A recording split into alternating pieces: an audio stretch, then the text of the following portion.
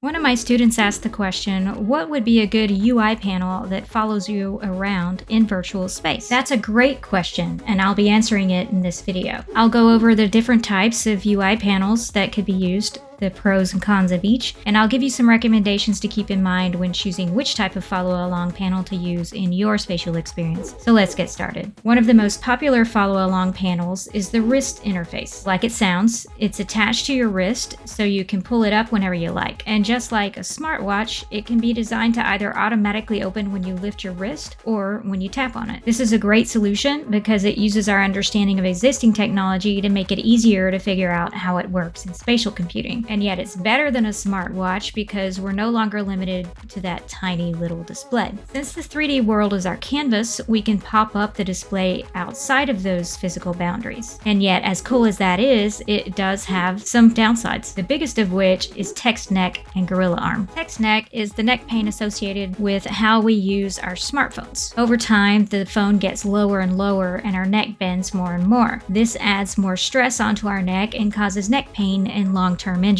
Add on the weight of an XR headset and it gets even worse. Gorilla arm is what happens when we hold up our arms for long periods of time. The longer we hold them up, the heavier they get to the point where we can't hold them up anymore. Another issue with the wrist interface is that if you have it designed to open on a wrist raise, it's very easy to dismiss accidentally if you lower your arm too much. And vice versa, it's easy to accidentally activate if you raise your wrist too high. That's why a lot of wrist interfaces have the option of opening on tap instead, just like smartwatches in the real world. But then what do you do when you need to access the panel for longer periods of time? You can solve this problem by giving people the option to pop out the panel. Then the pop-out panel can either be manually grabbed and moved around, or pinned in place so it stays put, or set up to follow you around in space. And that brings up our second type of follow-along panel, which is the lazy follow panel. The lazy follow panel follows you around in space on a delay. This is a great solution because you don't have to look for where you left your panel. It just comes along with you. The reason it's on a delay is that if it were a one-to-one movement with your head, it would become very annoying very quickly and would occlude your view of other objects in space. The biggest issue with lazy follow panels is that if they're not implemented well, they can clip into other objects, making it hard or impossible to interact with them. Or they can end up in an odd position that blocks the object you're trying to interact with. Then you have to physically move your body to get the menu to eventually move out of the way. The easiest way to solve that problem is to combine the wrist interface with the lazy follow panel and activate and dismiss the panel by tapping your wrist. But what if you need the panel to be up and available all the time? That introduces the last type of follow-along panel that I'm going to talk about, which is the palette panel. This panel gets its name from the traditional artist palette that painters use. They'll hold the palette with the mixed paints on their non-dominant hand and use their dominant hand to paint. This panel is most often used for creative applications since it stays available all the time and isn't attached to your hand or controller. The biggest issue with this type of panel is that it could potentially be attached to your dominant hand, making it harder to create the way you would naturally. This is easily solved by giving people the option in settings for which hand is their dominant hand. Or another